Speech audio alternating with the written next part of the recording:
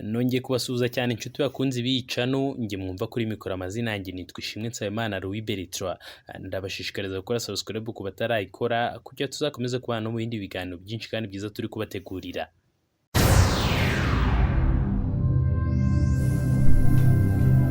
Icyerekezo TV, inkuru zicukumbuye kandi zinogeye amatwi.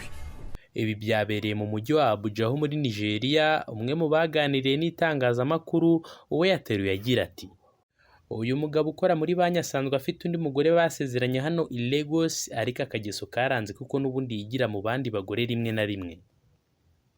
Uyu mugabo ngo mu bisanzwe yari ari kuri uyu mugore, hanyuma mu gitondo abyuka yitegura kujya mu kazi, ari nabwo uyu mugore yagiye mu gikoni arangije gutekera amavuta arashya cyane byo kwatura no kubirira icyarimwe. Ubwo uyu mugabo yari asohotse mu bwogero cyangwa se aho twita muri dushe, yahise asuka aya mavuta mu mugongo arashya arakunguka bikomeye. Ubwo uyu mugore yari amaze gutabwa muri yombi, yabwiye abapolisi ko uyu mugabo ajya amusambanya atabishaka muri icyo gihe cyose bari bamaranye. Uyu mugore yavuze ko uyu mugabo asanzwe amufata ku ngufu, ariko ngo mu by'ukuri atigeze amuregera inzego zishinzwe umutekano.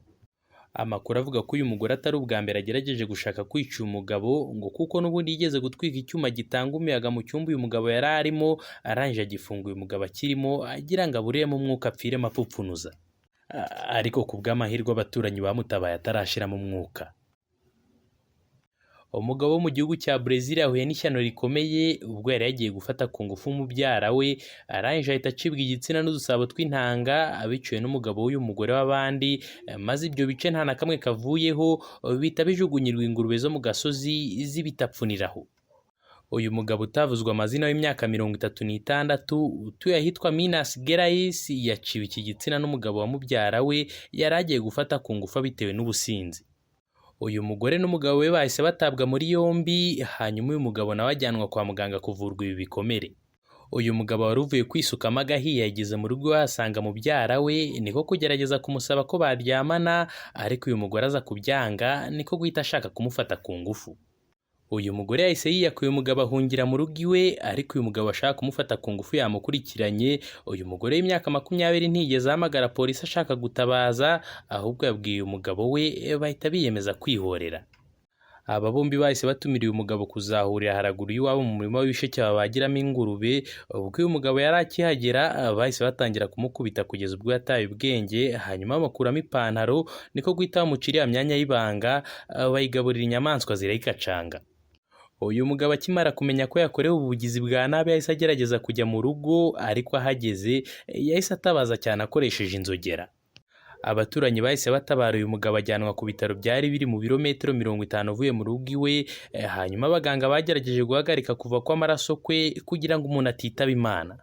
Abashinzwe kubaga bagerageje gufasha uyu mugabo kubona uburyo azajya yihagarika, ariko bamubwira ko batagarura ibyatakaye. Umuganga witwa Philip Lobo wavuye uyu mugabo yaragize ati: ibyari ibintu bimeze nk'ibidasanzwe bivugwa mu bitabo, igitsina cye n'imyanya y'imbere byarangijwe cyane, icyo twashoboye gukora ni ugufunga amaraso ye yavaga cyane, tumwongera amaraso ndetse twoza n'igikomere. Uyu mugabo waracyari mu bitaro hakinywa imiti, ndetse ngo mu minsi 3 cyangwa 4 ashobora gusezererwa. Polisi iracyakora iperereza.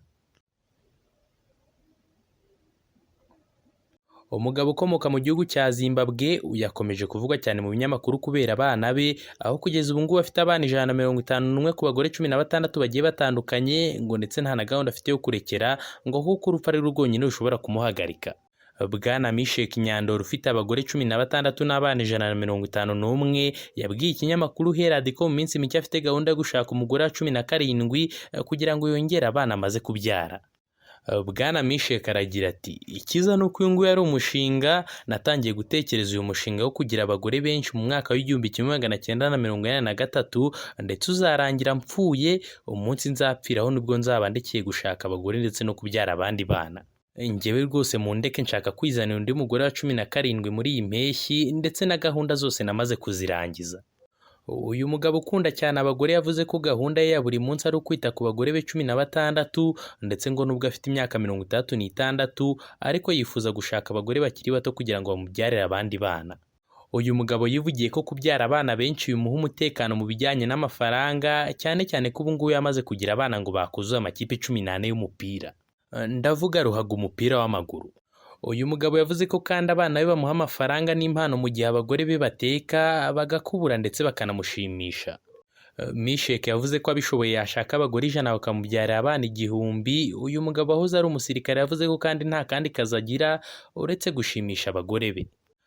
Meshak yarateruye ati, ibyo nkora ni uguteza imbere umushinga wanjye, umushinga wo gushaka abagore benshi natangiye mu mwaka w'1983 kandi sineze kuwuhagarika kugeza urupfu runsuye. Abana banjye barantetesha mpora niyakirira impano n'amafaranga bivuye kuri bo ndetse no ku bandi benshi nirerera. Buri mugore wanjye antekera ibiryo buri munsi kandi itegeko rivuga ko ngomba kurya ibiryo biryoshye gusa, ibyo numvise ari bibi ndabyanga bakabimena. Bose bazi amategeko kandi bansezeranyije ko ntawe uzajya ababara igihe nanze ibiryo bye nkabimusubiza, uwo mbisubije mu isomo ryo kwisubiraho. Ku bijyanye no kuryama njyewe nyandora ibyo ngibyo ntago bijya bintesha umutwe kuko mfite ingenga bimfasha gushimisha abagore 4 nibura mu ijoro rimwe. Njya ku buriri bw'abagore bari ku ngenga biha uwo munsi narangiriza umwe nkajya ku wundi, ako niko kazi kanjye njyewe nyandora ibyo ngibyo ntago bijya bindushya. Njye burya hari uburyo kimbikoramo bitewe n'imyaka y'umugore turi kumwe mu buriri, kuko uko nitwara mu buriri bw'umugore ukuze ntago ariko nitwara mu buriri bw'akagore kakiri agakumi. Utujyana twanjye njyewe nyandoro ndadushimisha bihagije, ntago duhora dushishikajwe no gutera akabariro. Polisi yo mu gihugu cya Ghana yamaze guta muri yombi umugabo wamennye acide ku mugore we amuziza ko yanze kubongera kubana nyuma yo kumwirukana mu nzu ye akahukana yigira iwabo.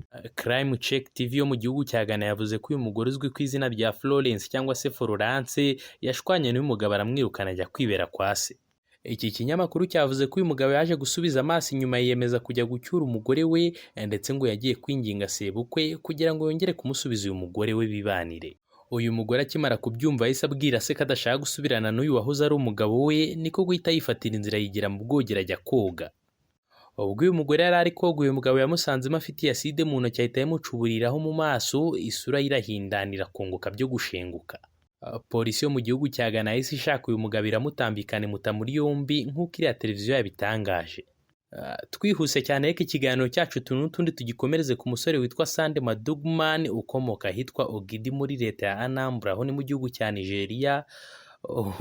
Uyu yahawe isomo rikomeye ubwo yajyanwaga mu isoko akazirikwa ku giti, akubitwa iz'akabwana, arahondagurwa cyane azira ko yari akubise nyina.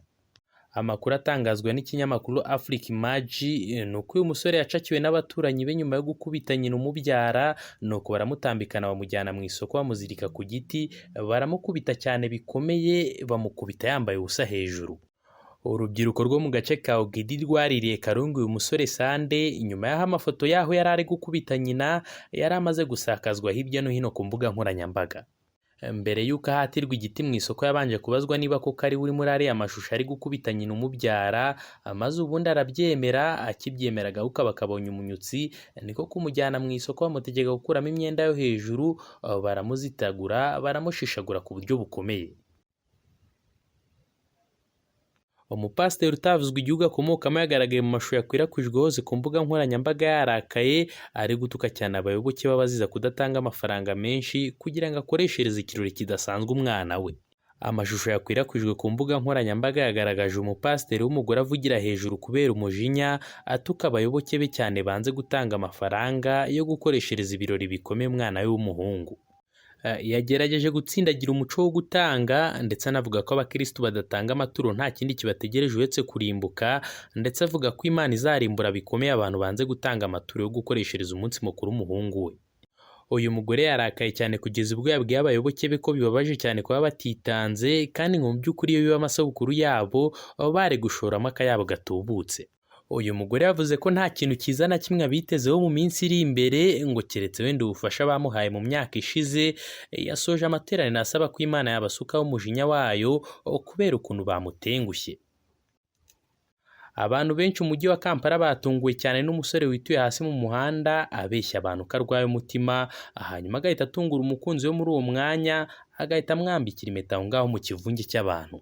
Ariko ibi ntago ari ibyaha hirya muri Uganda gusa kuko biri hirya no hino ku isi, aho abantu bakomeje gukora udushya mu gutungura abakunzi babo babambika impeta, aho bamwe bashyira n'ubuzima bwabo mu kaga kugira ngo bakunde babakore ku mitima. nk'ubu bamwe bahitamo gutera ivi mu mazi ku bibuga by'imipira bigiye bitandukanye, ku masumo cyangwa se ku mihanda, bakicungira ahantu hari abantu benshi kugira ngo babarebe abahamya b'urukundo rwabo. Nk'uko amafoto yagiye ku mbuga nkoranyambaga yabitangaje, uyu musore witwa David Katongore wo muri Uganda yakoze aka gashya ku munsi w'ejo ubwo yituraga hasi mu muhanda rwagati. Ibi bigatuma umukunzi we n'abandi bantu benshi bahangayika, bakeka ko yaba arwaye umutima. Uyu mukunzi we yahise ahangayika atangira guhagarika abahisi n'abagenzi abasaba ubufasha, ariko igihe bamaze kumwuzuraho abona uyu musore wuzuyeho ivumbi arazanzamutse ahise atera ivi, ahita amusaba ko yamubera umugore. Umukobwa nawe niko guhita abyemera, abacuranzi bahita basesekara baracuranga ivumbi riratumuka. Umugabo witwa Luka William w'imyaka 34 ukomoka ahitwa Bristol mu Bwongereza yari apfuye Imana ikinga akaboko nyuma yo kunywa litiro 5 z'amazi ku munsi umwe, akeka ko ashobora kumuvura COVID-19. Uyu mugabo wakoraga akazi ko kwita ku baturage yakoze agashyanga kwivuza ibimenyetso bya corona yari afite, ahubwo avuga ko amazi menshi ayo ngaya yari buze kumukiza. Uyu mugabo yanyoye amazi menshi cyane kugera kuri litiro 5, ariko ibintu byaje kumubera bibi kuko yari apfuye Imana irahagoboka. Uko yanywaga amazi menshi niko umunyu watangiye kugenda uba muke mu mubiri cyane, bimutera kugwa mu bwogero aho ngaho yari ari kubigotomerera. Nubwo abaganga b'iyo ngiyo bagira inama Abongereza abanduye COVID-19 kunywa amazi menshi, ubu si uburyo bwo gukiza corona nk'uko bwana William we yibeshye. Luka akimara kwitura hasi mu bwogero yatabawe n'umugore we Laura w'imyaka 39 watumye adata ubwenge kugeza abaganga bamugezeho. Ngo mbere yuko ibi byose biba yari amaze icyumweru yumva afite intege nke mu mubiri, arangije anyarukira kwa muganga bamugira inama yo kunywa amazi, nawe si ukuza arabimiragura. Ijoro rimwe agiye koga rero nibwo yagwaga mu bwogero.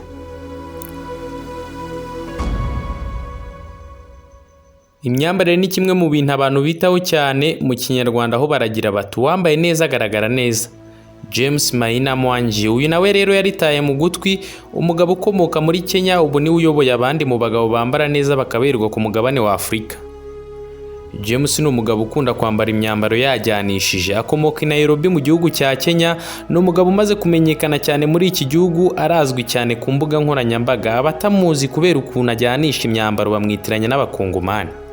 Uyu munyakenya avuga ko yaje mu murwa mukuru w'iki gihugu Nairobi afite ishati imwe gusa, yagombaga gukaraba no kwambara buri munsi abantu bakamuseka, bityo asaba Imana kumuha ikintu gitandukanye n'icy'abandi bose bafite, kandi niko bimeze yabonye uburyo bwe. Ubu Mwangi afite amakositimu arenga 160 y'amabara atandukanye kugira ngo ahuze n'ibihe byose di. Iyo yambara James ahuza neza imyambarire kandi akemeza ko ikintu cyose yambaye gihuye n'insanganyamatsiko y'amabara y'umunsi, kuva ku myenda y'imbere kugeza kuri telefone. Mu bihe byashize James yatahuye ko ahuza amabara n'umuhanzi w'umunyamerika Rihanna, igikorwa nta muntu n'umwe ushobora kumenya niba bikora bigambiriye cyangwa se nimba bibaho kubw'impanuka. Mu gihugu cya Nigeria, umugabo yashyingiranywe n'abakobwa babiri b'impanga bari bararahiriye ko badashobora gushaka abagabo babiri batandukanye, aho bavugaga ko badashobora kubaho batari kumwe. Nk'uko amafoto n'amashusho yakwirakwijwe ku rubuga rwa Twitter bigaragaza, uyu mugabo yakoze ubukwe na bano bakobwa babiri bombi nyuma yo kwemera kuzabatunga mu rugo rumwe, cyane ko ngo kuva no mu bwana bwabo batigeze batandukana. Aba bakobwa bombi bari mu byishimo bikabije ku munsi mukuru wabo ku buryo bari kubyina biterera hejuru, naho umugabo wabo arimo abanyanyagizaho amafaranga.